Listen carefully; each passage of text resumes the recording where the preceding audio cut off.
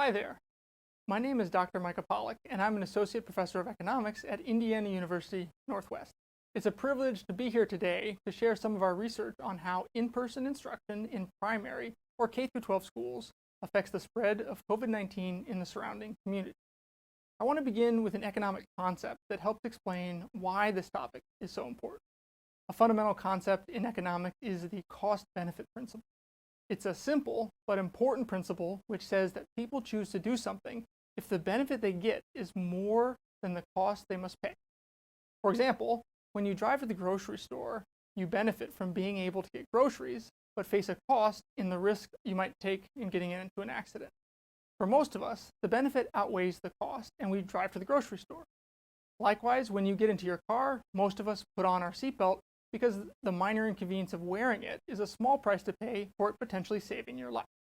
But what if the cost of something is not well understood? This makes it a lot harder to apply the cost-benefit principle. People with different assumptions about the cost may make completely different decisions. We've seen this happen with the decision whether to send kids back to school in person or not during the COVID-19 pandemic. We all agree there are huge benefits to kids being in school, but we don't really know how large the risk of attending in person might be. If having students in person leads to significant spread of the virus among teachers, kids, and their families, maybe we should be doing more e-learning. If it only has a small effect on the spread of the virus, maybe having more students in person is reasonable. While there has been research on how the coronavirus spreads among kids and in schools, it's far from conclusive, in part because it's difficult to get the kind of data we need to answer this question. Kids are often asymptomatic, so it's harder to tell if they need to be tested, and testing can be invasive, so parents may not want to subject their kids to it. Or parents and schools may even have incentives to avoid testing kids altogether. As a result, convincing data on the spread of COVID-19 in schools is limited, so we use a different approach.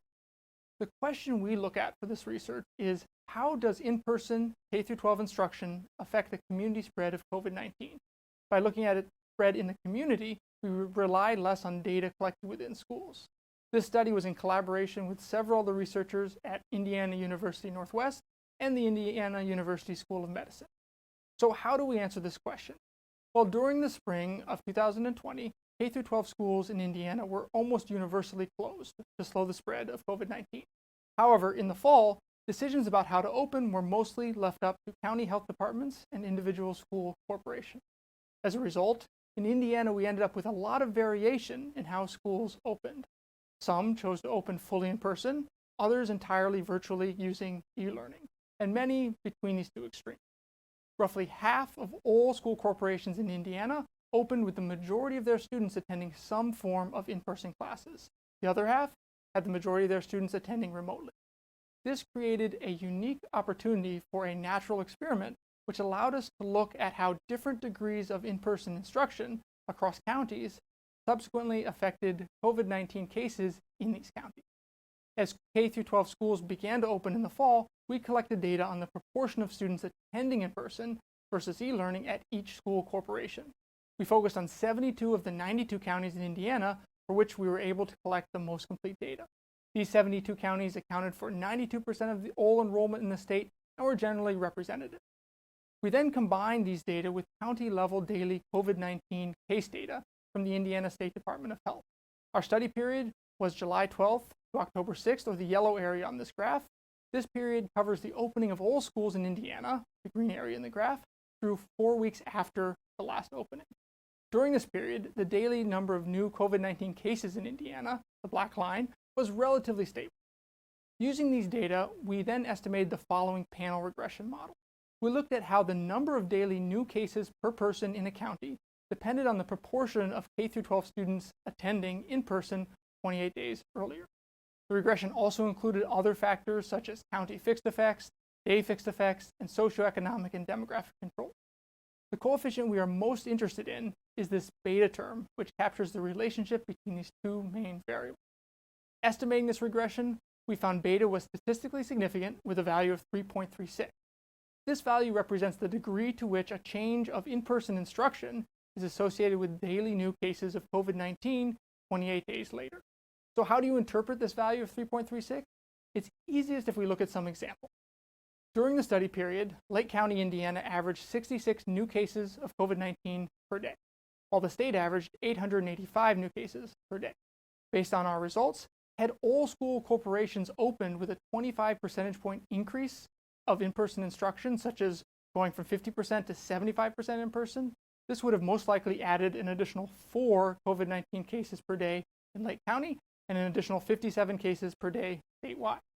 Likewise, had all school corporations opened with a 10 percentage point reduction of in-person instruction, such as going from 50% to 40% in person, this would have likely led to 1.6 fewer cases per day in Lake County and 23 fewer cases per day statewide. Of course, these numbers represent changes to daily new cases, so how would these hypothetical scenarios play out over the entire study window?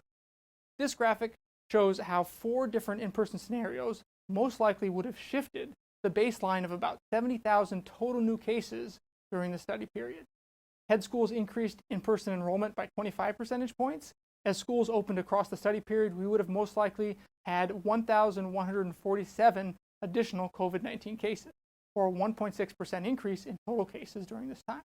In contrast, a 25 percentage point reduction of in-person instruction would have led to 1,166 fewer COVID-19 cases, or a 1.7% decline in total cases during this period. These results allow us to draw the following conclusions. First, greater in-person K-12 instruction statistically increases the number of COVID-19 cases in a county. Ours is the first paper we're aware of that shows this empirical connection. Second, while in-person instruction increases the number of COVID-19 cases in a county, this effect is relatively small. Ours is also the first paper we are aware of that quantifies the size of this effect. There does not appear to be evidence that in-person K-12 instruction with appropriate safety precautions generally leads to substantial community spread. Finally, these 2 conclusions suggest that in communities where the spread of COVID-19 is relatively stable and appropriate precautions are being used in schools, the risk associated with in-person K-12 instruction may be relatively small and not that different from opening restaurants, stores, or other establishments where people congregate indoors. The goal of this research is not to conclude whether K-12 schools should be in person or not, but rather to help clarify the risk associated with opening schools in person.